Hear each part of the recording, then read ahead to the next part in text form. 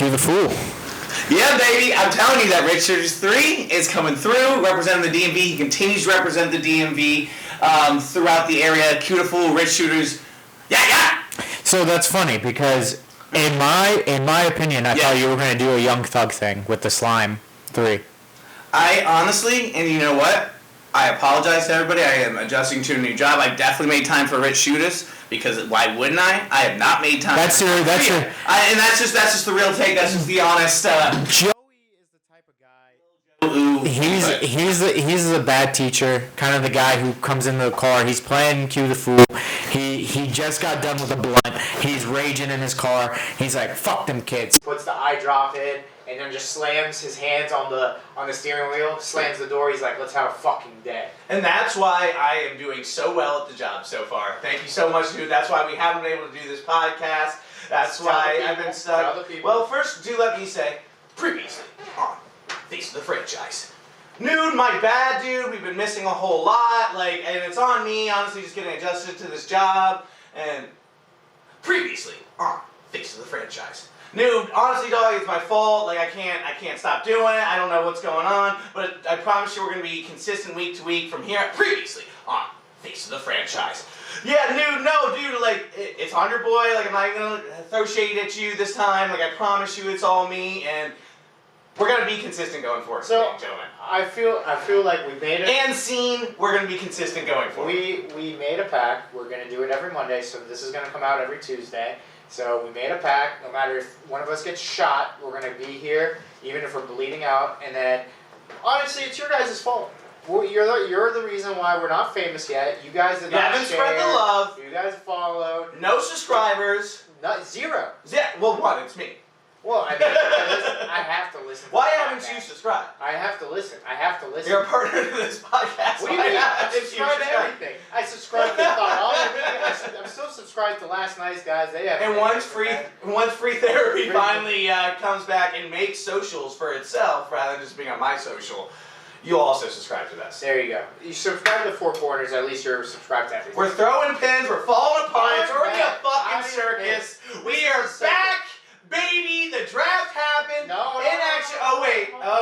We were gone for so long. We need to talk about something. We were gone for so long. For those of you first listening, I am your host, Michael the Pharaoh Shanudian. Oh yeah, I forgot we do that. This is Little Joey Dorian, the man of the hour, too sweet to be sour. I'm just excited to be back. He's wearing his swim gear tonight. He's back at teaching your kids how to swim. For those of you that aren't watching on YouTube, I'm pulling some sweet swim moves that you can only pay $200 for 5 lessons for. He's gonna teach. That's pretty cheap. He's gonna teach your kids how to swim. He's gonna swim in your wife's pussy. That's the end of the story. Beautifully said. I couldn't have said it better myself. How are we not canceled yet? I have no idea. But let's keep shining on through. People are gonna care that I said swimming in pussy. I watched Swingers last night on Playboy TV. It's gotta come back, baby. Crazy. How is Swingers not more recognized in our culture today? That is kind of the craziest show I've ever seen. How so? Movie. Before we get into everything, yeah, please. I was just, looking at the internet, whatever. Maybe I was looking for porn, I don't know. And then I found Swingers from Playboy TV. Now, if you haven't heard about Swingers, it's basically 2 couples, or 4 or 5 couples. Oh, I thought you were talking about the movie Swingers. No, this is actually a show. Oh, it is a show. Okay, so I correct when I correct you on the film. No. Allow me to correct myself. No, this wonderful, beautiful, crafted show. John. Oh yeah. John Favreau, yes. Favreau. Favreau beans. Favreau. So. Farty. Yeah, so I ended up watching 6 episodes of this Swingers TV show. Just real quick, we're back. I missed hearing our voices. I don't know if you guys did, but we're back, baby. I'm just gonna Face of the Franchise. You can interrupt me as much as we're still going. All right, go ahead. It's your floor. It's just couples looking to swing, man, and they found Playboy bunnies and athletes to fuck, and it was wild. One woman got fucked by a now you do have my attention. So it's wild. You gotta watch it. If you haven't watched it, Swingers on Playboy TV and Swingers the movie, great content. But you gotta pay extra for Playboy TV, by the way. I'm sure you do. I mean, nowadays you can find it on YouTube. Anything is on YouTube. You're paying extra for Playboy TV. Go to fucking X videos with porn. Anyway. Apparently that's not enough for you, though. Speaking of a guy who loves to get mono, there you go. So we were gone so long that we probably missed the biggest trade of this off season because we've talked about Adam Gase and his way of wasting talent, and at least I'm behind him. I don't remember if you were behind him, Sam Darnold being one of the... And we apologize for it being this long. Yeah. So, Sam Darnold gets traded to the Carolina Panthers, where he gets to be with the likes of Matt Rule, who is a great coach from Baylor, doing all these different things. You have DJ Moore, you have Robbie Anderson. He will also have Christian McCaffrey back, a healthy Christian McCaffrey. Yep. Ian Thomas, a tight end extraordinaire, who I think is going to break out next season. A better defense, a better overall everything. Now, the Jets got a second round pick for him, and more picks as well, which I think... Second, third, and fourth, and fifth. It was So basically, the Panthers did everything in their power not to give him a first, which is cool. They got Sam Darnold, who I think still has some potential. He's 23 years old. You know Joe Burrow's older than him? That is the biggest thing everybody's saying, but it's true. Yeah. But it's true. Like, this guy has potential. He has an offense. Now, will Sam Darnold succeed? We do not know. But if track record says something to us... Pull it in now, baby. You got it. Pull it in. No, I'm going to... Bring it home! Dramatic effect. That butthole, Tee that up. asshole, Hit that fastball. that fuck face, Adam Gates, wasted his talent. And he will go and be great. Brandon Tannehill, one example. Kenyon Drake, one example. The whole Miami Dolphins organization, another example. So I'm just saying, Sam Darnold, I'm in your corner. I am actually putting my stamp that Sam Darnold will be good. Now, what is good? I think he'll be good. I think he'll be fine. I think he'll do fine. Now, is he going to be elite? I don't know. That's to remain to be seen. But like I said, he's young. He has Christian McCaffrey, probably the best dual threat running back in the game right now. DJ Moore and Robbie Anderson, not a bad wide receiving core. And we'll get to their draft picks later. But, I mean, the defense is pretty good with Chin and Burns and all these different players. I mean, my opinion, I think this is a good deal for the Panthers, good deal for the Jets. The Jets picked who they needed to do. They're starting a whole new regime. Yeah. So I'm okay with this trade. I'm really okay with this trade. So, Joey, you know what to do. Go off, King. Yeah, baby. Well, a couple things. Number one, just to clarify a little bit here, it is, so Darnold was exchanged for the 2021 6th-round draft pick, number 226, plus a second round and fourth round and 2022. So, in my opinion, Panthers got him for a steal. Panthers really did get him for a steal. I think in traditional Jets fashion, they pulled the trigger a little too late. They got very horny on Ori and on Zach Wilson. Tried to bring that home, could not quite. Sorry, I know you're a Mormon, Zach. I hope you didn't take offense. I know you're a big listener. With that being said, dude, listen, I'm with you on this one. We're Newt and Joe on the same page for sure here. I really, really like the situation he's going into. I love the things Rule started doing over there last year, and I think it's only going to get a little better as time folds in with a quarterback that fits very, very well into the system. Let's not forget either. I think this is definitely a system that Sam Darnold can start to build confidence around, start to develop around, and maybe lead a Panther team to the playoffs. He's looking pretty good after that draft as well, Newt. So I'm not mad at it all. Snaps for the Panthers. Jets made the new regime take over. Zach Wilson. They had to do it. Hey, Zach Wilson, not a sip of alcohol in his body. It could either go the Tim Tebow route. Okay, you don't believe that? No, I don't believe. You don't believe? No. First of all, with all due respect to all our Mormon audience, are you a friend of a Mormon? Are you how familiar are you with the Mormon religion? Time out. Okay. Like any other religion, anything in the world, it depends on how religious are you in that religion. Yes, you could go to BYU, you can do all these different things. Sure. But are you gonna not drink alcohol? Are you not gonna have sex? Come on. So clearly you have not been around the Mormon religion. No, so that's what I'm hearing, because the commitment is unlike anything I've ever seen to the religion. I agree. With all due respect to any other religion out there, or anybody else, I'll tell you this right now, this may give me some hot water, I don't give a shit, we're back. Okay? I had an employee during my time as a general manager. You may remember Bleep this out. We may need to edit this out, Stan. Be careful at the moment we're at. We may need to edit this out. I hired an employee. I'm not going to reveal gender either, they were a Mormon. Okay. They did not call, listen to me, they did not call out one time. Now, every other single high school employee I did, they called out and said, Joey. They did the bullshit. They did the bullshit, right? You're not going to get that with Zach Wilson. My huge rant going down on this. You're comparing Zach Wilson to a high schooler? No. I'm talking about the whole religion as a whole. Yes, I am doing one failed swooping generalization to tell you why Zach You are doing a generalization. is going to lead the Jets right in that new path. If we had a draft show, I would have sucked off Zach then too. Sorry, I know you're not into that. You have a chastity belt. But I'm just saying it's now my chance. I think Jets feel pretty good about this trade too.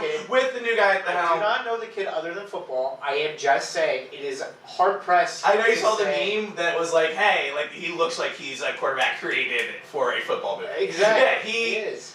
Because that sweet, perfect, untainted skin.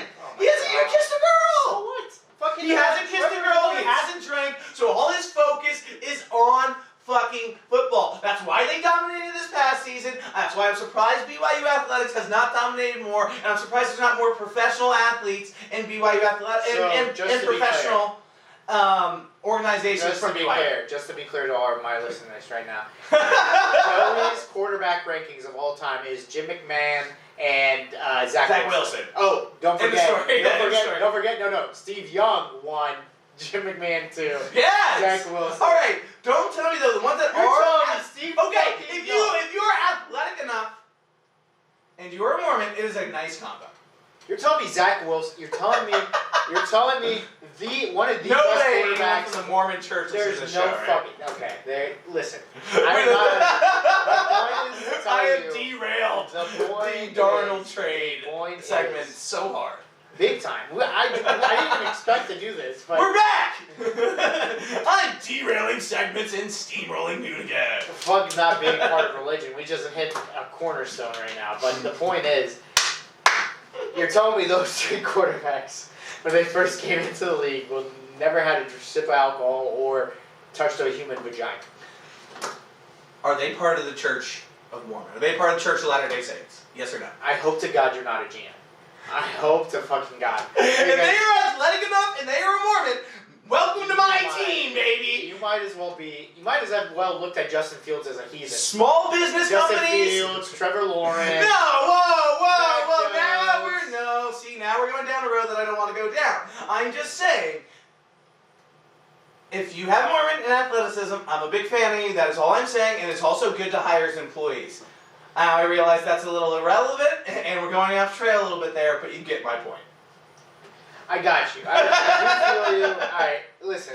Let's just move on because I just don't know. I think that's the best. I think we're going to just end this with this.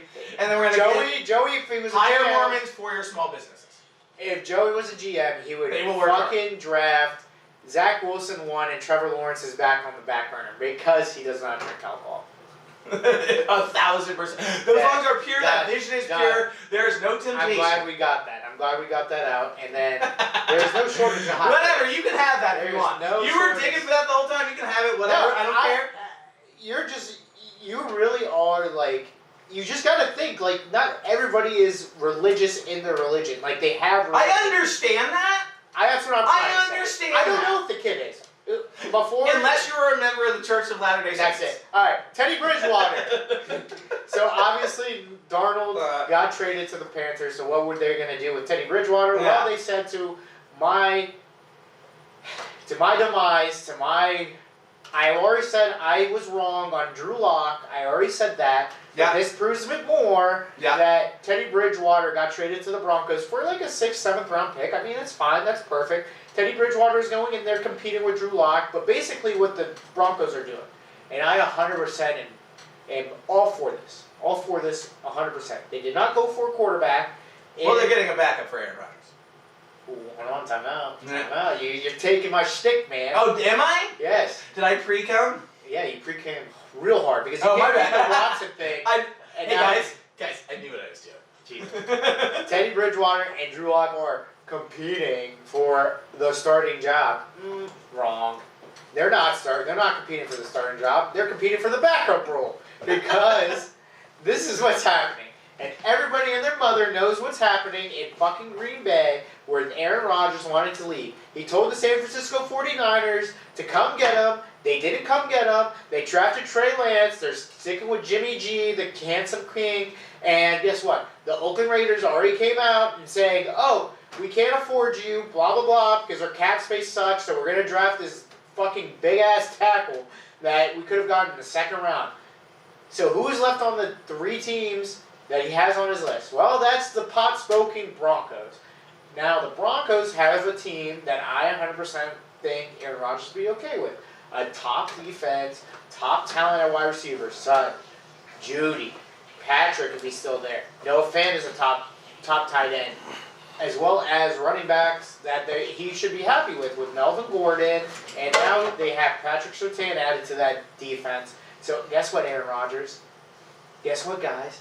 You could care about Drew Lock. You could care about Teddy Bridgewater. Okay. But guess what? One of those quarterbacks is not going to be on the team, and Aaron Rodgers is going to be the starting quarterback for the Denver Broncos. If not this season, next season. So guess what, Raiders? Guess what, 49ers? You fucked up. You should have had some cap room, Raiders. You should have gave them a chance, San Francisco 49ers. You shouldn't have traded up to 3. Got Trey Lance and Jimmy GQ and all this shit. So the Broncos traded for Teddy Bridgewater. Is Teddy Bridgewater going to be the starter? He might be for this year, but guess what? Aaron Rodgers might be there next year. End of story. And mic drop. I'm with Aaron Rodgers, by the way, to hate the Green Bay Packers organization. I'm wrapping it all into one. I mean, if anything, it took too long, right? It took too long for him to get pissed at the organization. You have, arguably, let's say athletically, one of the greatest quarterbacks of all time. Overall in success, one of the greatest quarterbacks of all time. In terms of intelligence, one of the greatest quarterbacks of all time. And you say, because of all that, we don't need to get him a weapon for a fucking decade? Yup. Guess what? Not one single fucking weapon unless you drafted him? I thought this was a joke. Like, everybody's like, oh, they didn't ever draft a wide receiver. In his 16-year career, they've drafted one offensive player in the first round. And guess who that was? Jordan fucking Love, his fucking replacement, quote unquote. Devontae Adams was in the second round. Jordy Nelson was already there, but he was in the third round. All these different wide receivers were third round or more. And I'm just like, dude, Aaron Rodgers is 100% right about this. Like, yeah. Like, I told somebody, Patrick Mahomes, Tom Brady, Ben Roethlisberger, who else? I'm naming Peyton Manning. Yeah. All these were quarterbacks that won the Super Bowl, correct? Yes. Rodgers won the Super Bowl. Oh, I'll put Drew Brees in there too. I forgot Michael Thomas. I was waiting for you. All those teams drafted offensive players to help them. Whether it's a lineman, whether it's a running back, whether it's a wide receiver. Right. All those teams tried. They at least tried. Now, did they hit on most of them? Probably not.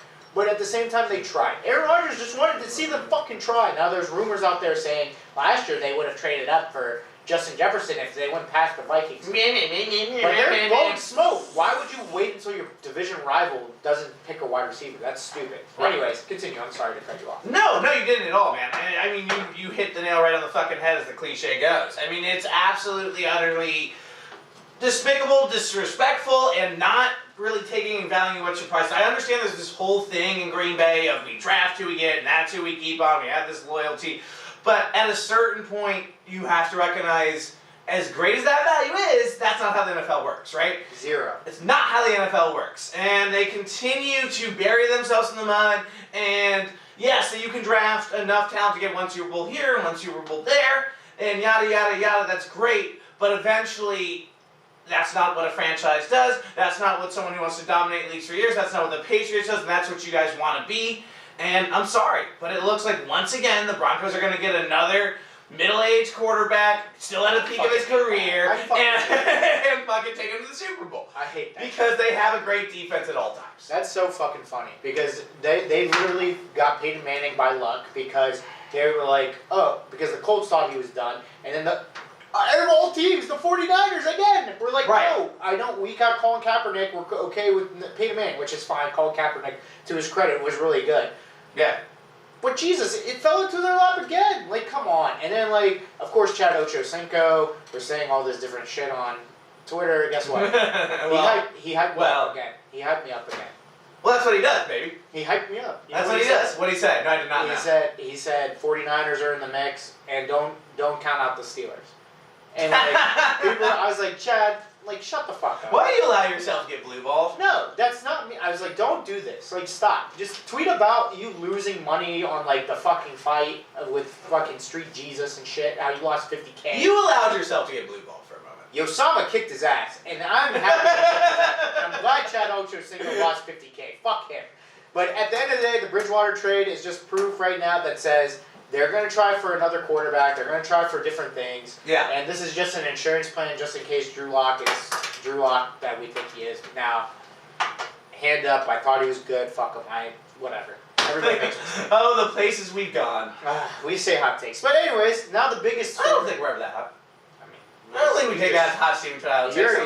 Your quarterback ranking right now is Steve Young, Jim McMahon. Do they go to the Church of Latter-day Saints? I just said they went to BYU, so you assume they're Mormon, so there you go.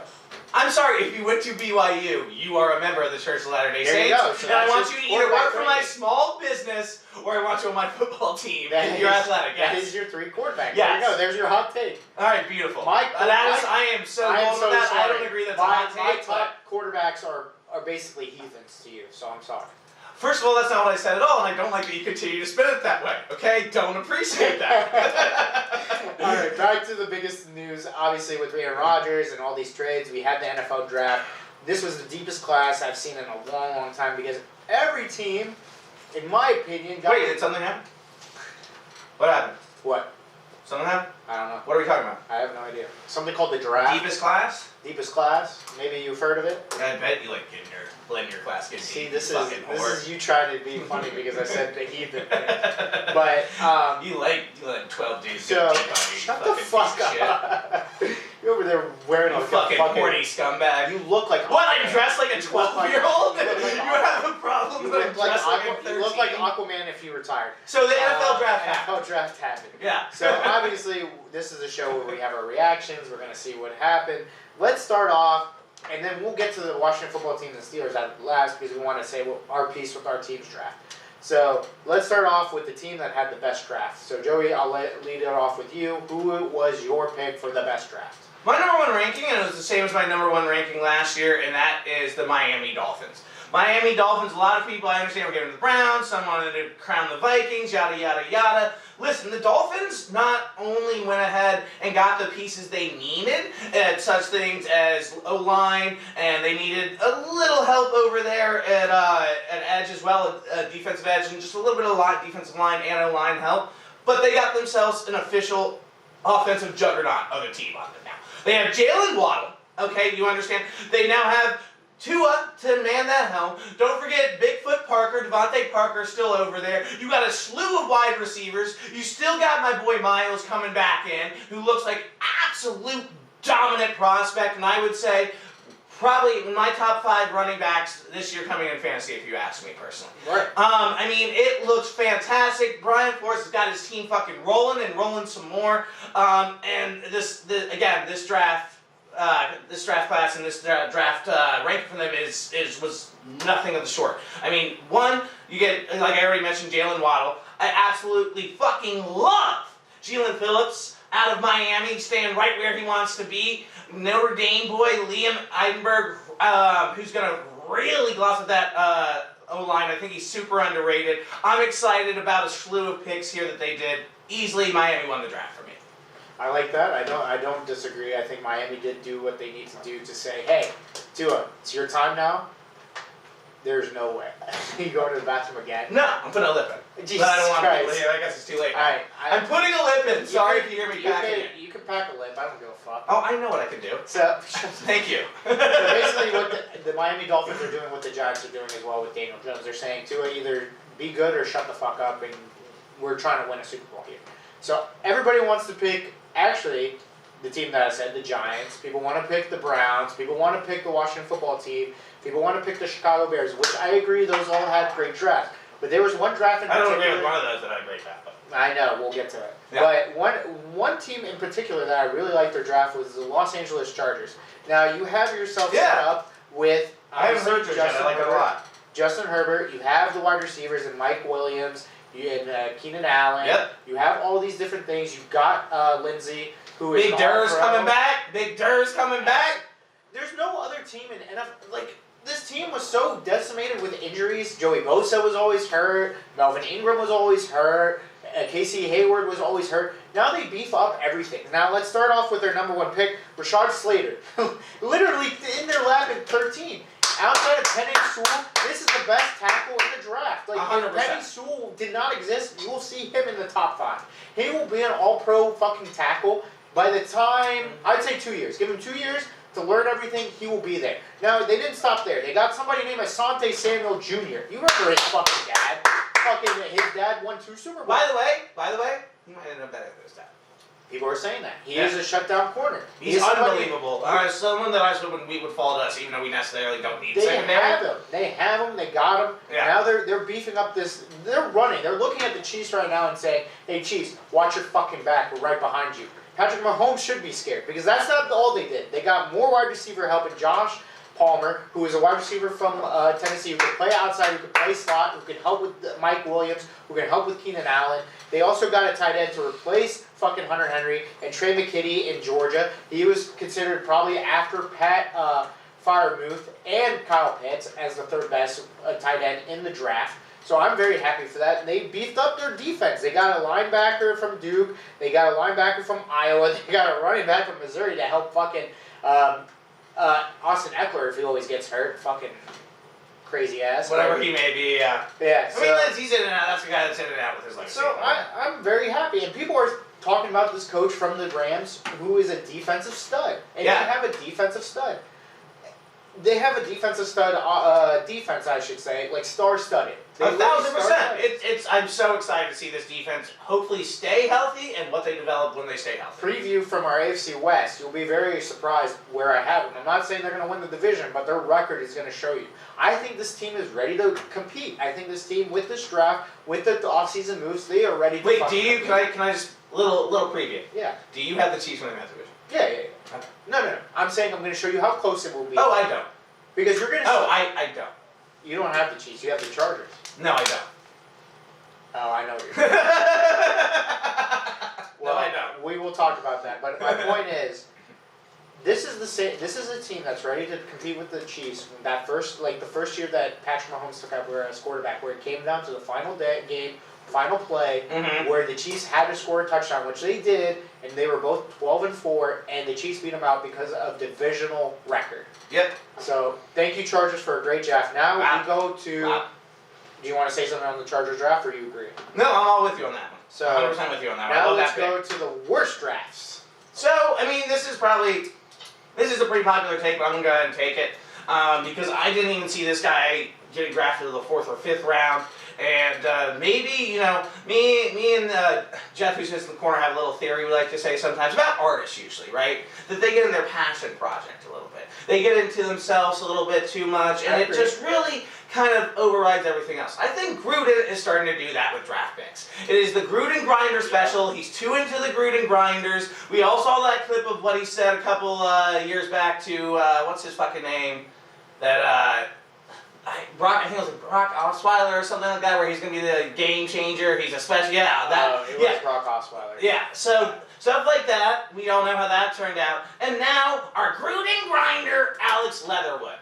This was someone that wasn't even on my first round, second round radar new. This is a guy that I kind of fell into my lap once the Raiders picked him. I think it was by far the biggest waste of a pick in the first 3 rounds, let alone the first round. Gruden's getting too into himself. I think that I agree with that because literally when I picked the team that I'm going to discuss now, the first team that I thought of was the Raiders and the Saints. But those were the popular picks. Right. But I 100% agree with you with the passion project thing. That is a very good analysis and analogy to this because I appreciate the quick commentary stroke. Thank you. You're welcome. I did not, but the that was only nice. pick that I liked was the safety from TCU, who I think is going to be a baller, Moorhead. But that's a different story. I think the rest of the picks were shit. So now to the team with the most turmoil I have ever seen, the Houston Texans. So the Houston Texans had the least amount of picks. That's their fault. They have a quarterback. Wait, hold on. I thought we were doing underrated picks or overrated picks, and then. But okay, I see what you're doing there. Continue. Wait, was that your worst? No. That was my worst pick. That was. Oh. But also, consequentially, yes, the Raiders do fall into that. We're going to cover that as well. So you want to cover the Raiders draft in the whole? Go ahead. Well, okay. So I'll do my overrated pick. I mean, I'd also want to throw in the Cowboys in there as well. That just kind of threw darts at a fucking board and prayed for the best. I do like Micah Parsons. I know some people are a little iffy on it. I do like Micah a lot. But besides that, basically they shit their pants. So I'm going to go with my overrated pick then. If Alex Leatherwood is yours, it is Micah Parsons for me. It is. Now, perfect tie. See, it worked out, baby. So the beauty of podcasting. Parsons, good player. Dallas, good fit. Now, why is this an overrated pick? You guys didn't do shit to help your quarterbacks or your safeties. You're in the same division as now Kenny Golladay, Sterling Shepard, F1, Curtis Samuels, Devontae Smith, and now who's going to cover him? Diggs. Tavon Diggs, who got burned, who got absolutely shredded by F1, who got shredded by fucking Taco still there? Yeah, it's a good pick. It's a good value pick, yes, but you still have fucking Van Der Esch. You still have Jalen Smith. Like, you didn't need to get a linebacker. Like, yes, I understand Surtain and Horn got picked before that. But, dude, why didn't you trade all the way back to get Caleb Farley? Caleb Farley, yes, he has injury issues. Yes, I get it. But why didn't you trade all the way back? Get some picks. Get something to go. Why did you swap picks with first of all, your division rival, number one, to get Devontae Smith, who is going to help this team a lot. And it didn't make sense to me why they got Parsons, because they traded back to get Parsons, which they could have gotten in the first place. They helped the Eagles in some sense, and that whole scenario was so dumb because the Chicago Bears literally traded with the Giants to get Justin Fields. And they gave him a first-round pick for next year. Why didn't you just do that? Why didn't you just go all the way back, get Caleb Farley, get a first-round pick next year, and hope to God that Dak stays healthy? I don't know. That's why, in all honesty, that's a worse pick because of the whole trade scenario with Eagles. That's a fair point. The Bears, Parsons being a linebacker, and you know what his biggest weakness is? Coverage. Right. You're right, 1,000%, and I don't understand the move there either. I think you make an excellent point. That secondary is absolute dog shit. The classic cliche on this show of me and you could go ahead and go in their secondary, right? I mean, it's awful, and I'm not complaining whatsoever. Great moves by the Cowboys. Really proud of you. Keep it up. Yeah. So now for your worst draft as a team, you said the Raiders. Expand on that. I did. You just said ass. Right. Listen, man, I mean, it's the Gruden project. I think that's the only point I really need to make here. They make a bunch of selections and don't really address those needs. They still needed to address, they addressed it, I think, linebacker in the third round. Let me pull it up here. I got way too many tabs open. Yeah, they drafted a linebacker in the third round.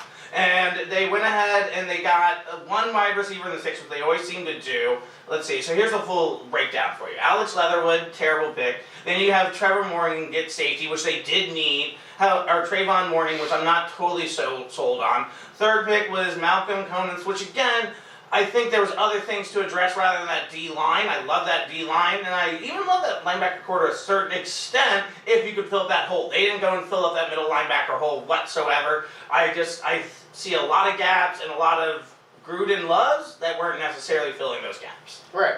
I understand that. I feel you because I'm like I said when you talked about Leatherwood, I'm like this guy really does love his people to draft. Right. And he just loves to do that shit. And now I can talk about the turmoil team. Please do, baby. You have the least amount of draft picks. Your quarterback might be the biggest sexual predator I've ever seen in my entire life. Wait, so you're not jizzing over him to come to your team anymore? No. Wait, let's try this.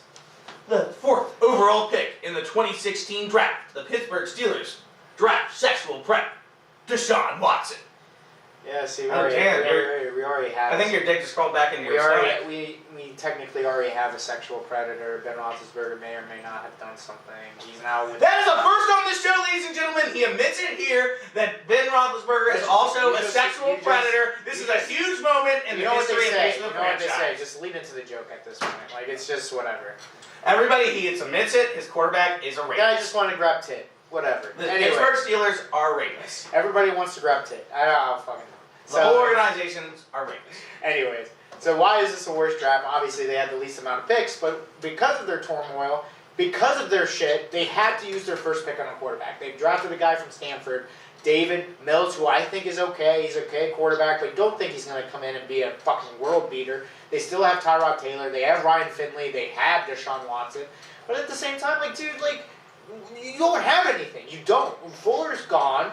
whoever's the quarterback is throwing to Randall fucking Cobb and Kiki QT and fucking Darren Fells. Like, come on, man. Their running backs are fucking Philip Lindsay at this point, David Johnson. Their offensive line is decimated. There are other picks were to the defense, to the offensive line, but they suck. I mean, like, let's be honest. Like, they're not picking fucking guys that can come in right away. Like, come on, give me a fucking break. This team is going to be in turmoil for the next 10 years. They're definitely not eating at the chum bucket. Rather, they're eating at the, what was it, the super fun time? Oh, they're eating at, they're Weenie Hut Jr. Yeah, the Weenie Hut Jr. They're eating at Weenie Hut Jr. They're not eating at the crumb bucket or whatever the hell it was. Chum bucket. Chum bucket, They are now, here's my proclaim, they are now the Cleveland Browns of our next generation. 100%. And that's exactly what this team and this organization has set themselves up for. Allow me to de-lip here, and you go on for one more moment as I get this lip.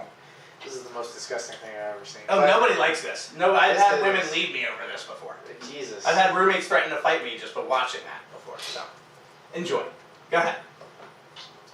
It's like watching a Trailer Park Boys. Why don't you give me who was your best value pick? Why don't you give that? All right. As I have my Trailer Park Boys. My best value pick. So obviously this was a deep wide receiver class. We talked about Devontae Smith. We know about Jalen Waddle. We know about Jamar Chase. We know about the studs. The guy who I thought was the fourth. Julian, what's a thunderfuck train? Jesus. I need to work on my bubbles. It's been a while. You really do. It's been a while. The one guy who I thought was an absolute playmaker, who is the fourth in this draft, and if he went to any other draft that wasn't as deep, he'd probably be in the first round. It was Elijah Moore. And I thought he was going to be in the first round. I thought the Titans were going to pick him. I thought the Seahawks were going to pick him. Hold up. Hold one quick second. I did want to say, couldn't agree with you more on the Texans. Absolute travesty. Embarrassment. That's all I really had to say. It's hard when you de-lip. Continue. Houston, man. Jesus. At least you're a nice city. At least you're a nice vacation spot. I guess. The Rockets suck. They suck. Astros suck. Houston Athletics are miserable, and we should spend no more time on the show about them. Houston Athletics? Yes. You want to try again, champ? Nope. Just get the Texans Athletics in general are terrible. No. It is Houston. Yeah, I know you're talking about the baseball team, right? I literally just said it. Astros. What about they're okay. They're Astros, Rockets. Cheaters. I know the teams. Are you trying to said guess Athletics. You said a Houston Athletics. There is an Oakland Athletics baseball team. So that's what I thought you were getting at. No. Okay. No. Houston. Okay. Oakland is in Oakland. As you're It talking is in about, Oklahoma. Oakland is in Oklahoma. It was just bad. Listen, you have 2 years. No, Listen, it was bad timing. Use your brain. I said Astros. I wasn't sure if you were trying to test Houston me on Houston Athletics. Listen, we're getting derailed again. Best value pick is Elijah Moore. I think he's a playmaker. I think he's a Swiss Army knife. Now they have Zach Wilson. They got a guard. Now they need playmakers. They have Denzel Mims. They got Corey Davis. Now they need a guy that comes in with Zach Wilson to be his number one guy. I think Elijah Moore can be that guy. I think it's an absolute crazy trade. I'm on crazy pills. That this guy came all the way to the Jets in the second round. Yeah. Second round after they drafted pretty well in the first round. I think the guard is good. I think Wilson will be fine. This Moore pick is probably the best I've seen from the Jets. And even there was this video on Twitter. Besides Zach Wilson. Well, yeah. There's there's a video of AJ Brown literally crying, saying, "You are better than me and DK. The sky is not the limit for you. You could do whatever the fuck you want." Literally crying over this dude because he's going into a good situation, going to a great coach. Not that butthole fuck named Adam Gates. I hope you get hit by a train but survive and have broken arms for the rest of your life. A slow but painful death. So, Elijah Moore, good on you, bud. I'm glad you got picked to a good organization. I can't believe I'm saying that to the Jets, but I really believe in Saleh. I really believe in Douglas. I really believe in this direction of this team. This pick proves it to me. Elijah Moore, most underrated pick, most underrated player in that draft. Yeah, I mean, I agree with you for the most part. I think that is a hell of a value pick. Definitely best value overall, unless you drafted Joke. Joke is absolutely unbelievable and a talent that I was hoping would personally fall to my team, I'll discuss here in a little bit, but did not. And I think is a better talent overall than who we did draft, Jamin Davis. I think Joke is absolutely somebody who's going to translate immediately into the NFL. I think it's someone that is what Notre Dame produces and has produced it throughout their history in this organization, and that is great defensive players, especially at linebacker. And I think that's going to be no different here. I'm absolutely thrilled to see what he does. Congratulations. Exactly. Joke. Well, you know the reason why he went down, right? What is that? So it was a Montez Sweat thing again, where it's like, oh, his heart, blah blah blah, this, that, and the third, and Montez Sweat is developing well. He's doing good. What we might have hoped is that he's anything coming along. proves it. If the doctors clear you from that heart thing, you're good. Like I think people are putting too much stock into it, and I think that's why people were like, why is he dropping? Why is he dropping? Found out it was because of a heart thing, but the doctors cleared him. I'm agreeing with you, Joe. If it wasn't for Moore, I think Joe would have been my pick as well. So now, everybody's favorite segment, us going off on our teams about our draft. So I'm going to go, you want to do positive or negative first? I don't give a shit. Like, all together. Basically, I'm going to be... One positive, one negative is what I always taught my swim lessons. Well, I'm pretty good. I'm okay with it. Like, I'll give you a negative, but I think overall... Why don't you go ahead and get a nut in about Najee Harris? Go ahead. It's not a nut. But several nuts. I think the Steelers drafted guys that will help their organization, not for just Ben, for whoever's coming in next. So yes, you talked about Najee Harris. I think that was an obvious pick. You have to fix the running game. The offensive line, yes, everybody's talking about concern, but we still have DeCastro, we still have Dotson, we still have Okafor, we still have Banner coming back from injury. And I'll get to the linemen that we drafted in the 3rd and 4th round. Everybody's like, well, what happened in the 2nd round? Well, we have Eric Ebron. Probably better at fucking tweeting than he is catching footballs. Alright? So Eric Ebron is on his last year of his contract, and I hope to God we don't re-sign him. So what we do, we get the second best tight end in the draft. Pat Freiermuth. He is called Baby Gronk, apparently. Because he's wearing 87, I don't know, because he's slow, he's dominant, he's huge, whatever. I like the pick. People were like, well, where's the lineman? Where's the lineman? I was like, well, you need to get weapons to help whoever's after Ben and Ben. So Najee and Pat are good picks. Now we go to the linemen. Kevin Green, Dan Moore. Kevin Green, have you seen this man, Kevin Green? The stories? No. This dude is an absolute nutcase. Like, this dude is the lineman that everybody's afraid to talk to because they think he's going to strangle you. He's going to be the new center, and I think he's going to do well. I love that. And Dan Moore is a fucking huge dude. Like, Leatherwood we talk about, he's fucking freakish. Right. But Moore is right behind him. He's like 6-something, 300 pounds. He blocked for Kellen Mond. Kellen Mond did pretty good. He's not tough enough yet. But we have a coach who's going to teach toughness, obviously. So here's my negative. Here's my absolute negative. Our negative is we needed a 3rd corner behind Joe Hayden and Cameron Sutton. Sure. We have this guy named Jason Pierre, who I think is not... I don't know what he is. We don't know what he is, because Jason Lane had to fucking get fucking arrested for domestic violence or something. Or no, it was drunk driving, and he was in the car trying to get out. Just doing his part as a Steeler. So, fuck off. So, we did draft a corner in the 6th round. We got some guys coming in undrafted, but that's my biggest concern, and that's my negativity. We should have gone a corner a little bit earlier.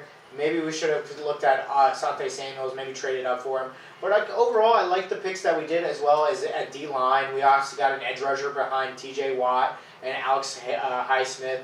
We got a corner, like I said, and we got the fattest punter I've ever seen. You've seen this guy? This is Georgia Tech right now. Georgia Tech punter. He's 240. Big old what? We needed a new punter. He averages 48 yards a punt, so that's pretty good. So I'm cool with that. I'm glad you're very excited about your 7th round punter pick. You gotta find value somewhere. What's his name? Fuck, what is this? What's his fucking name? I know he went to Georgia Tech. He's 240. You've mentioned that already. Yeah. You said these things. Yeah. What's his name?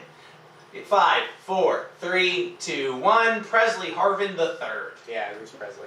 How fucking dare you? Shut the fuck up. And how fucking remember dare... everybody's name? Go ahead. Fucking talk about your... First of all, I think talk about your football team. Well, no, I have another team to talk about first. The team you just talked about. I think, first of all, your organization, kind of much like my organization, a little underwhelming. I think they should honestly play to the brand at this point and just trade for Deshaun Watson.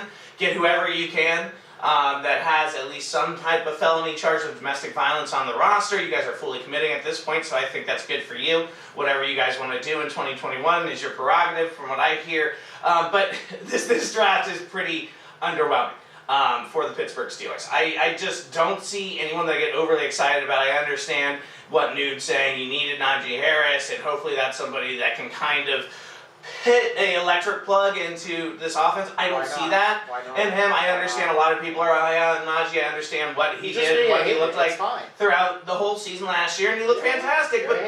But at the same time, I just don't see it's somebody that's going to translate all the way. I don't see it's somebody that you should get excited about, and I definitely don't see Presley Harvin III as somebody to boast about either. But that was, once again, your own prerogative. No, it's just, if you knew how bad our punter was last year, you would be fucking happy too, dude. As you said, good on the Steelers for committing a sexual assault. You ready for this? B+. I gave them a B+ for their draft. It's a B+. We'll see how all the picks pan out. Harris, Pat, Green, fucking Moore. I think we have 4 starters right there if they play out to be great. That's it. End of story. Your turn, bitch. That was cute. That was adorable. I'm pissed. You feel good about that? No, I mean, you feel real good? You want to be a little cocksucker about it. Have you figured out how to get your dick back up since your team committed to sexual assault? It's called. They didn't get sued. They didn't get sued. I'm not getting hard about the Washington football team draft either. I understand there are a lot of people that are, and we'll be opposite on that too. But you can continue. I understand there's a lot of people that are very excited, especially about our first 3 draft picks. And I would say, you know what, my greatest moment, our greatest proud father moment with my Washington football team has to be Donnie Brown. I absolutely love Donnie Brown. I love the weapon that he is. I love the value that we got him at, and I think it's somebody that is finally going to take away some attention from Terry. That's absolutely what we needed. Excellent pick, excellent time. Besides that, I'm confused about the rest. I understand that people love Jamin Davis. I'm not jamming with Jamin Davis. Sorry, I understand if you turned off the podcast right there. I get it. But listen, I don't think this is somebody that's going to translate very well. It's not somebody, he can cover, that's great. I don't see his size working in the NFL. I don't see him being somebody that has the necessary skills to translate over. I had gotten an argument with a good friend of mine that said, yeah, well, what do you mean? He's a consistent tackler. He's a consistent pass rusher. I understand all of that. I don't see that translating at an NFL basis. I don't see the experience being quite enough there.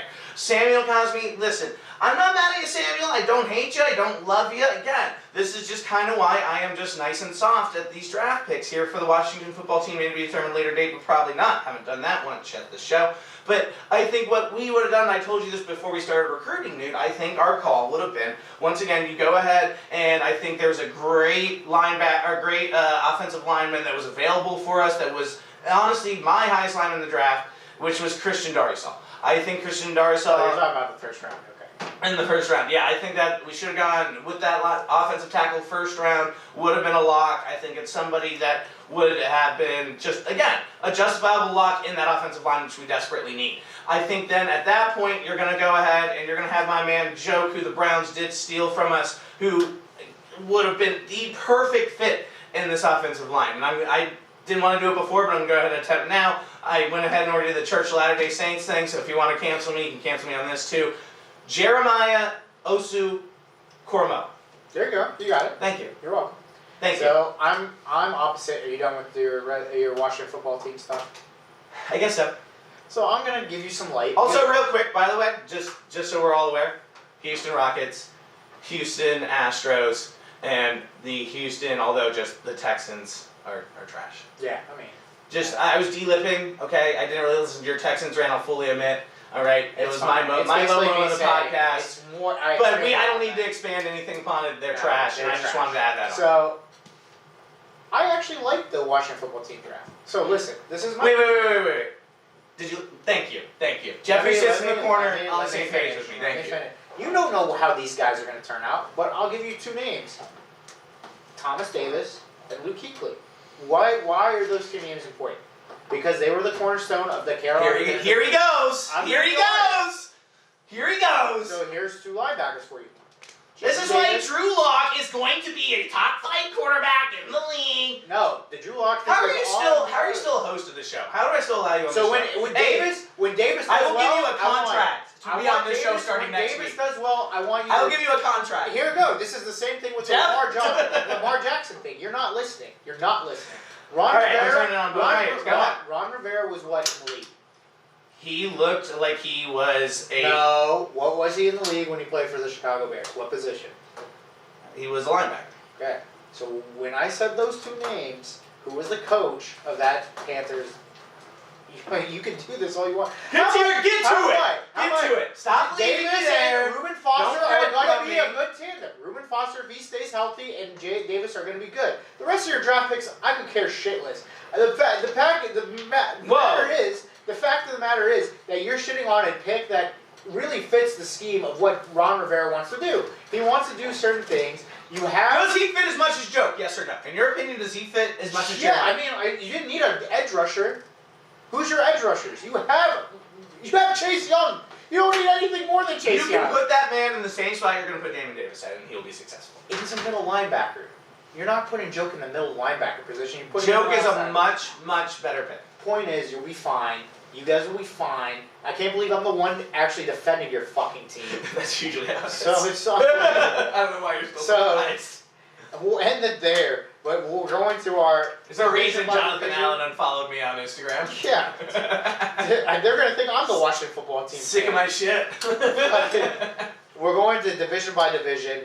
This week we're gonna do two of them. We're gonna go quick. Let me say one more thing real quick before we do move on. I know this is coming on a long show, but right now I will say I think I do like some of our picks. Like I said, like Dommy Brown. I'm super confused why we drafted Benjamin St. Justice. Yeah, that one I didn't understand. That was pointless. There was one person that I didn't really understand. That was it. But I think the raw talent shit always comes into play when it comes to those later rounds. So if he's raw and you could fix him, quote unquote, it's fine. And allow me to, by the way, I almost forgot, meant to do this. Allow me to go ahead and add another sleeper pick. Overall in the draft, this is second to Joke, and that is, of course, Dax Milne out of BYU, 7th round pick for the Washington football team to be determined later date. The show is also now sponsored by the Church of Latter-day Saints. Division by division. We're going to end our AFC side and start with our NFC side. So our AFC last division is AFC West, where we will find the Super Bowl participant of last year, Chiefs. We talk about the Chargers, the up-and-coming stars. Joey's favorite probably is the Denver Broncos. What makes you think that? If they get Aaron Rodgers, and the Las Vegas Raiders. So let's start off with the team that we think is going to finish last. And I think we're both in agreement it's going to be the Las Vegas Raiders. Look, Gruden Grinders. So Las Vegas Raiders, what did they do? They added another running back. What did they do? Let's talk about it. So this whole rift of Derek Carr and all this shit, they still have Derek Carr. They let go of Nelson Aguilar. They're probably the number one wide receiver on their team. They still have Henry Ruggs. They still have the second best tight end or third best tight end. What Ruggs? Henry Ruggs. Okay, they said Andrew. Oh, no. They still have the third best tight end, in my opinion, in Darren Waller. They have a running back in Josh Jacobs. But guess what they said? Fuck it, let's get another running back and get Kenyon Drake. No, we don't want to fix anything on the defensive side. Fuck it. Let's get Carl Joseph. Let's just keep phoning the fuck home. Carl Joseph fucking gets signed. He comes in as safety with Jonathan Abrams, and then their draft pick, Moorhead, Morick, as well as we talked about Alex Leatherwood on the offensive side. Man is just a mammoth. I mean, whatever, but you could have gotten him in the second round. So overall, this team is abysmal. I'd say also maybe worst offensive line in the league. Ooh, hot take. I actually didn't know. I know who's the worst offensive line. It's the Seattle Seahawks. Second, you're fair. Yeah. Second worst offensive line in the league. But this team didn't do anything in my eyes to be relevant in the sense that they're going to fight with the other three. So I give them a 5-12. Don't forget, it's a 17-game season. Of course. You might have forgotten, as we've been off for quite some time, as you might have noticed. Everybody wants to talk about last year and how they were so close and doing all these different things. I like John Gruden, sure. But John Gruden, like you said, is too stuck in his passion project to fix anything that might be needed. So the defense didn't really do much for me. The offense is not really doing much for me. So 5-12, 6-11. There you go. I'm going to leave it at that. This is a 4-13 team, dude. This is a 4-13 team. And I'm going to tell you why, and it's pretty much the things you've already hit on the head. This team did absolutely nothing except for continue to dig a larger John Gruden hole. That's what they are going to do for the next continued decade of this John Gruden era. He hasn't proven anything else besides that he likes to trade away talent that seems to fit for his team and then go ahead and buy store brand to replace it. If you don't address defense, John, and you used to say this every fucking Monday night, if you don't address defense, what the fuck is going to happen to your team? You're going to Gruden-sized hole that's going to butt fuck you, and it is going to be the local gangbang spot, and that's what you guys are turning into, a cum dumpster. Congratulations. This team is absolutely awful. There is nothing that gets me excited about it. I understand there's some young talent there. Josh Jacobs, I'm so sorry. Henry Ruggs, I'm so sorry. Derek Carr, retire and maybe open your own grocery store brand or something. That seems like something you could get into. Your brother could help you out. It would be beautiful. Little family businesses. Those are hot right now. That's what I recommend for the Raiders. Yeah, you would think in a division with Herbert and fucking Mahomes, they would try to fix something. But, no, they're good. They're fine. They like what they're in Las Vegas. They like to gamble. So let's see the gamble. Now to a team where I'm going to discuss, but can I put an asterisk? If they don't get Aaron Rodgers, they'll be third in the division. Fine, yes, fine. I mean, it's fine. easy. It's easy to put them 1 or 2 when they have Aaron fucking Rodgers. I will give you that. Let's talk about the Denver Broncos. We talked about Teddy Bridgewater joining the team, competing with Drew Lock, as well as they got. Are you sure you don't want me to steamroll the show with another bad bit? I can do that. Nah. Okay. Philip Lindsay is gone, so it's the Melvin Gordon show. They added some running backs from the draft. They added Patrick Surtain to that defense. They bring back all their defensive stars. They bring back Justin Simmons. Von Miller is back being healthy. Bradley Chubb. They have a top-flight defense as well as a top-flight offense. Their offensive line is not bad. Garrett Bowles kind of anchors it. You have Noah Fant. If Aaron Rodgers gets there, yeah. Noah Fant's pretty good. This is a team that Aaron Rodgers would come over. Fucking Noah Fant. Because they draft weapons for the organization. Cortland Sutton, Jerry Jeudy. They have a lot. Tim Patrick isn't a slouch either. They have a good coach, Nick Fangio. They have a good system going. Don't forget, this is a team that was in every game, but not like the Raiders. They just suck because their quarterback sucked. So at the same time, this is a team without. I thought Drew Lock was pretty sick last year. Without Aaron Drew Lock was pretty badass. Without Aaron Rodgers, they're 7-10. Top 5 tier. 8 or 9. 8. So that's where I'm putting them. So 8 and 9 or 7 and 10. They're right in the middle of the pack. They're right there. If they add a quarterback, they're gonna be there. If it's Aaron Rodgers, maybe 17 and 0. Who knows? But at the same time, 1,000% 17. At the same time, there you go. But you're gonna back-to-back MVP. You're going on the volition of him actually being added, and this is probably your pick to win the division. On the condition, and that's fair, I was going to say that regardless, I'm glad you did, and we are on the same page. I won't go that fucking hot takey for you guys. I promise you can go ahead and release your breath. You don't have to worry anymore. I won't do that to you guys. I think we'll go ahead and we'll look at them as the condition is right now. They don't have Aaron Rodgers, so we'll look at them without Aaron Rodgers. I think this is a team that is better than their overall record last year, for sure. I do think they get a couple more wins. I think you're absolutely right. I think Teddy Bridgewater is a guy that can at least string some things together for you with the talent they have on that defense, like he did last year for the Panthers. They were definitely a threat. They were definitely dangerous, and that defense, like you said, is no joke either. They solidified these people in the offseason. They went ahead and locked them down, made sure that they're still going to be part of this team. And I think this team, low-key, can build some chemistry. I think they'll be overpowering and super scary. Obviously, if Aaron Rodgers comes in there, it's not even a debate. But I do think this team, while they'll pull off some upsets in some games they shouldn't win, I think they do get one over the Chiefs. One of them over the Chiefs. I think this team ultimately ends up, we'll go ahead and we'll say a 7-10 team. Okay, I'm with it. That's the same thing as I said. So now, this is where things get interesting. So, the Los Angeles Chargers. What are you doing? They got it. So we talked about their amazing draft. I think it's one of the most underrated drafts that they had. People are talking about. They fixed that offensive line for Justin Herbert. They're saying, let's go get it. You need a protection. You still have Keenan Allen, who I think is one of the better wide receivers in this league. Mike Williams can take the top off. They got. This is your winner of the draft. Austin Eckler, if he's healthy, he's one of the most versatile backs. Their defense, we talked about the Broncos' defense, this is more studs. I think if this team can actually put the pieces together to stay healthy and develop, this is the best defense in the league. Derwin James, Joey Bosa, Casey Hayward. Say what you want about 49ers, Dolphins. Keep going. Yeah, I don't mean to cut you off. You're row of murderers, man. Row of murderers. They have enough speed to match the Chiefs. Like I said, what we talked off air, I think this is the same Chargers team that can fight with them till the very end, like the team that had Philip Rivers, and it took one play to knock them to the wild card and not the division. Right. So, I like this team, and I like their coach. Their coach is somebody who's highly regarded by Sean McVay, saying you're getting a stud in Los Angeles.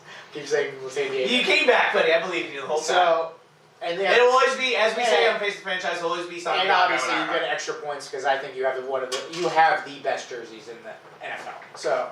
1,000%, easily. So easily, with Justin Herbert taking the next step, with all these guys being healthy, I think this is a 12-5 team, and I think they barely get beat out by the Chargers, and they are going to be a wild card team, but they're going to be a team that we look in the wild card and say, I'm sorry, they barely get beat out by who? By the Chiefs. Yeah, you said the Chargers. Oh, okay. They get beat out. Bring it home, buddy. They get beat out by the Chiefs, and we're going to look at them and be like, this is a team that should be hosting a fucking home game, but they're going on the road to Tennessee or Cleveland or any of those other places, and they're going to probably mollywop those teams. And I hate to say it like that. I just picked Tennessee and fucking Cleveland out of my ass. It could be any team. Yeah. But they have enough weapons to go on the road to beat the fuck out of any team. Even the Chiefs, anybody in the NFC in the Super Bowl, if they make it that far. But this team is not anybody, far away. anytime, any place. Exactly. This team is not far off from being talked with the elites. And this is a team where I have to see where Justin Herbert progresses, this team progresses with a new coach, where they're going to fall. But I think if they progress well, this is a 12-5 team, wild card team by just a margin. I'm in love with this team. Chargers is a team that everybody needs to watch and be careful of. I think this team can 1,000% be just as dangerous as you're saying. Thank you. 100%. Yeah. I think there's no doubt. I think you just mentioned a lot of games last year, though, that were within a play. That were within a field goal. Yes. Within that touchdown. Yes. If it, once again, and this is a big caveat, so I will repeat myself, if they stay healthy.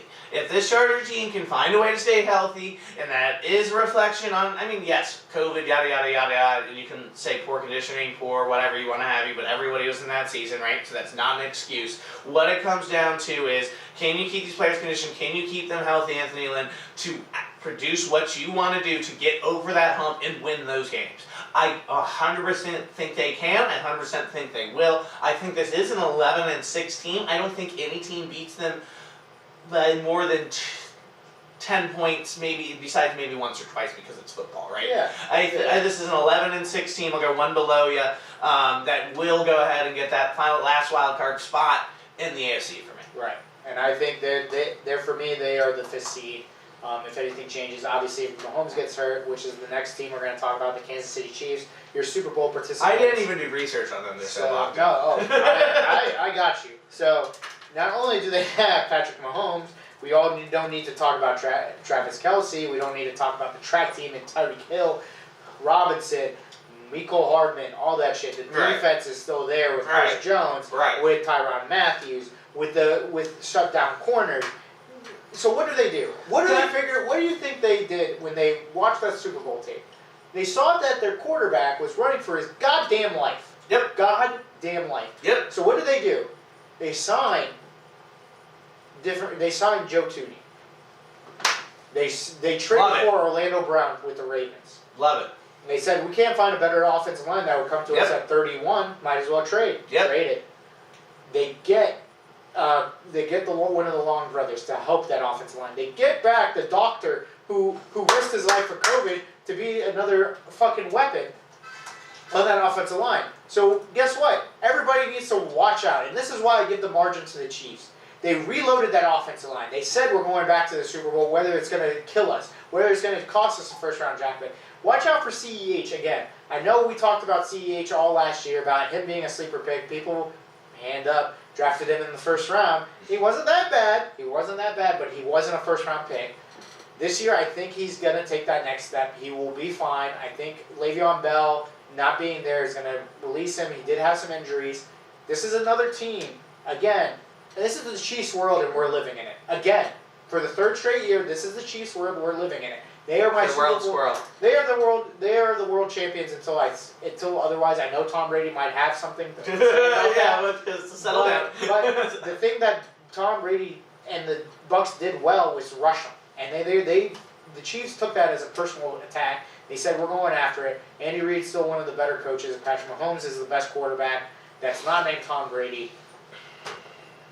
and they're 13. I'm going to say they are 13-4, and they are my AFC representatives. Going just one above you on this one. They are 14-3. They There you are going to go ahead but they're not going to be the AFC representatives. They are going to fall short to the Miami Dolphins, of course. We all know this. There you go. As I've already said. There you go. So that is my Super Bowl pick, which I already have said on this show. But yeah, Chiefs are doing what great franchises do. They're keeping the team together. They're filling in the little bit of holes they need to do. I still think that CHE is not enough at running back. I think that is still a glaring issue. They did not address in the draft. That is my one hit on them. But at the same time, they're not really a team that necessarily needs to do that. It's like a team where they don't need to do much. Right. It's basically like what the Nets are doing right now. They're just throwing more power to the fire. That's all they're fucking doing, right? Yeah. So it's, nothing's changed for me. Chiefs again, 14-3 team, and they're gonna have a heartbreaker in the AFC Championship. All right. So we did say we're going to do the NFC West, and I am breaking the news to you.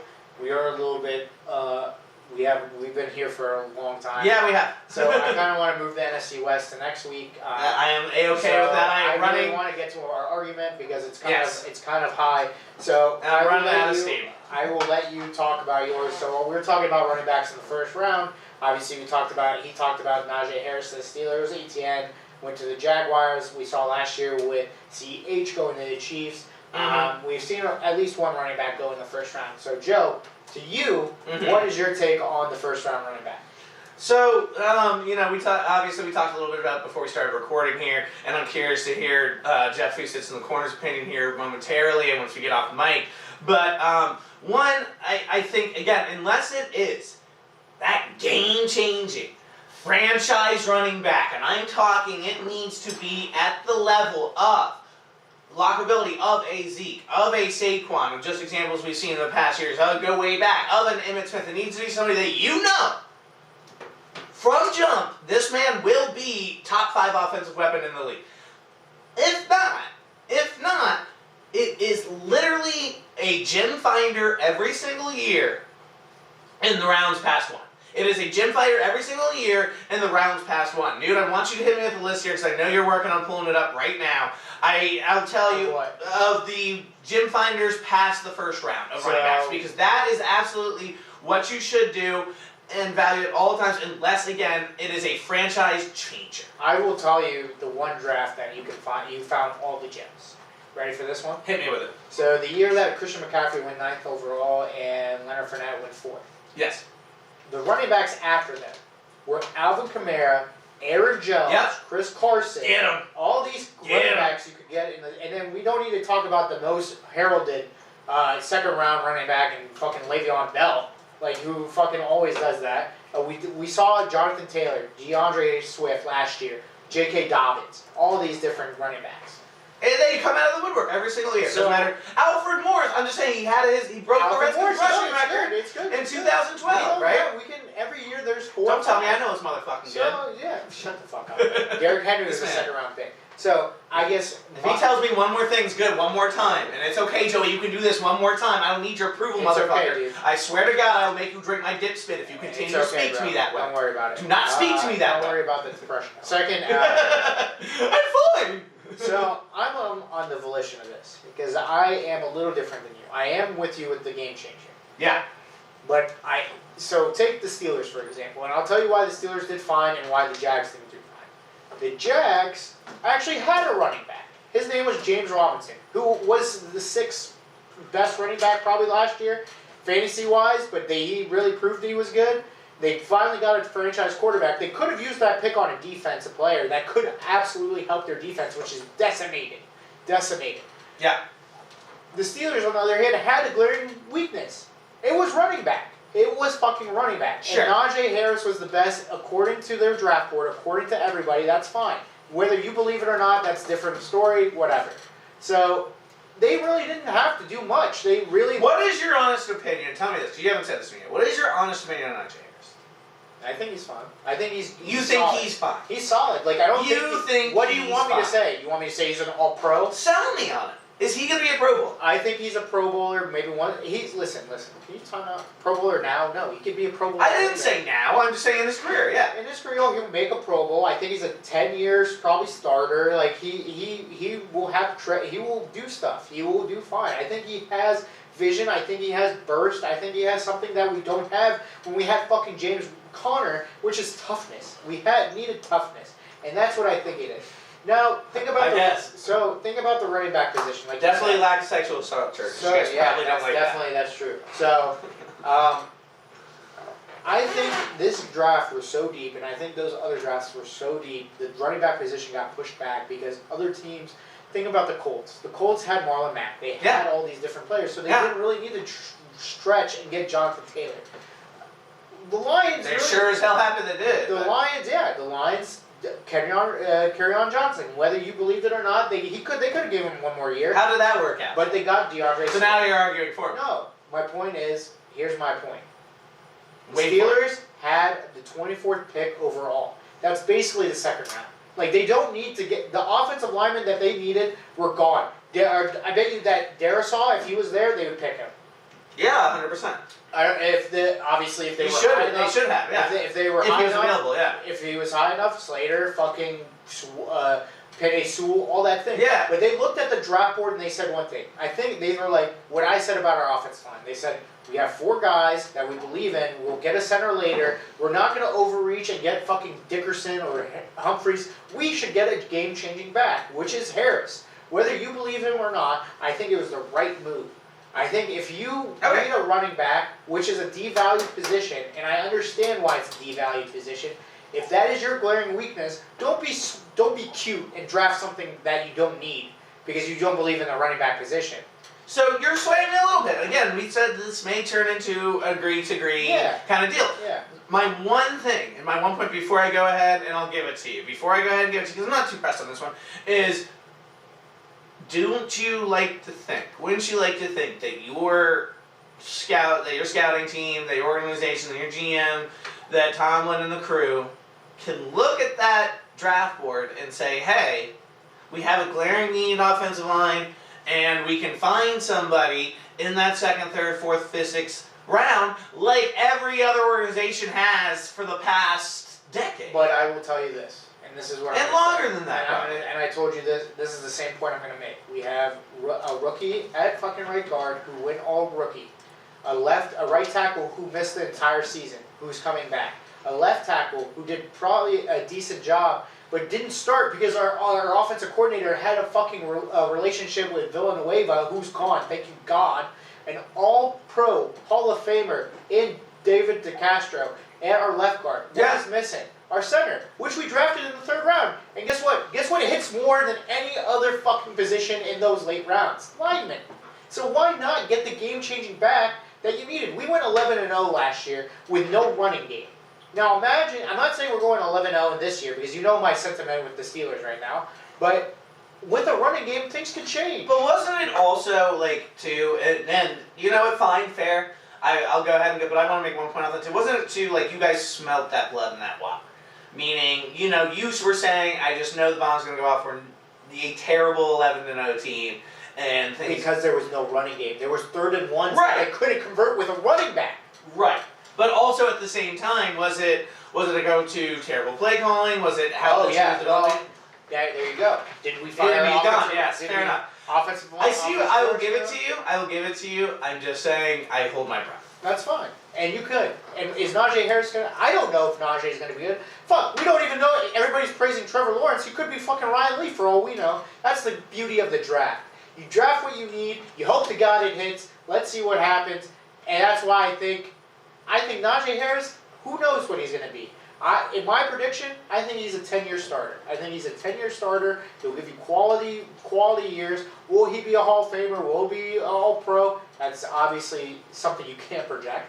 But that's the beauty of life. That's the beauty of life. Speaking of beauty, the Church of Latter-day Saints. All right, well, we'll end it there. So thank you guys for rocking with us. We're glad to be back. Face of the Franchise will be dropping every Tuesday, as long as we're breathing, and we're going to try our best. So shout out to our sponsors, Stuck Up Clothing, finest fashion money can buy. Boom, you got it now, baby. Follow them on Instagram, Facebook, and Twitter. Please. New drops coming soon. Latest short drops just came out. Look fantastic. Anywhere you can go, you can wear them out. You can wear them to the gym. You can wear them on a first date. Wherever life takes you. Very comfortable. Please DM them.